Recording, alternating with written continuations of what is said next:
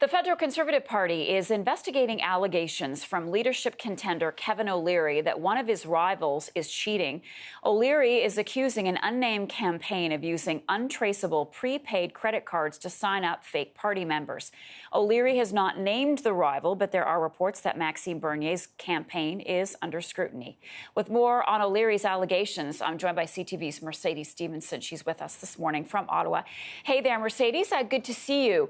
So bring us up to speed where we are in this. Has Maxime Bernier reacted? He has. In fact, he sent out an email to his supporters today. And I want to read a little bit of it to you, Marcia, because it gives you a bit of idea of the tone of these exchanges.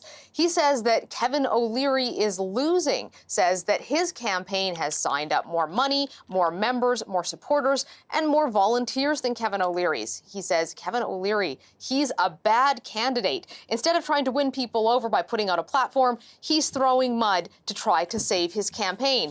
He goes on to say, Kevin O'Leary is a loser. I'm a winner. That's actually the email. Whoa. Okay. All right. Have any of the other candidates reacted to this?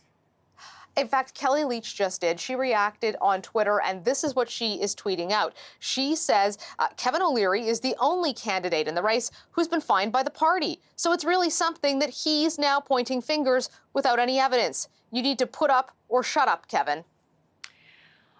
Does this change the tone of the race?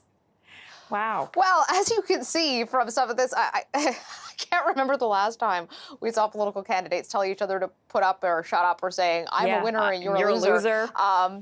But that really seems to be the tone that some of this is taking on in this campaign, as you can see, and this kind of friction. Now, at this point, we do know the Conservative Party is looking into the allegations. They are not really saying much more than that at this point. And for a number of the Conservatives who I've talked to in the movement, they say this reminds them of kind of the tone of Trump, that Kevin O'Leary is going out and making accusations about voter fraud. Then you have kind of these very populist, direct responses. So certainly shaping up to be a more interesting campaign every day. And I'm thinking, as I'm listening to you, Mercedes, where does this leave the other candidates?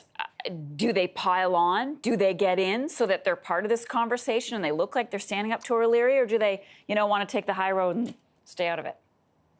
Well, and that's really the question their strategists have to answer on each campaign. Do you hit it hard? Do you get media attention for yourself? Do you say, I'm not a part of this, and back away and think, it's not the kind of media attention we want? But the challenge they're facing with someone like Kevin O'Leary, who is very populist, very direct, very controversial, is that responding to that could mean you get some of the attention, or it could mean that it just feeds his machine, because that is his brand. And it's something that I am sure all of these candidates are considering right now as they try to figure out a response to what is a very unusual allegation by Mr. O'Leary's campaign. Okay, Mercedes.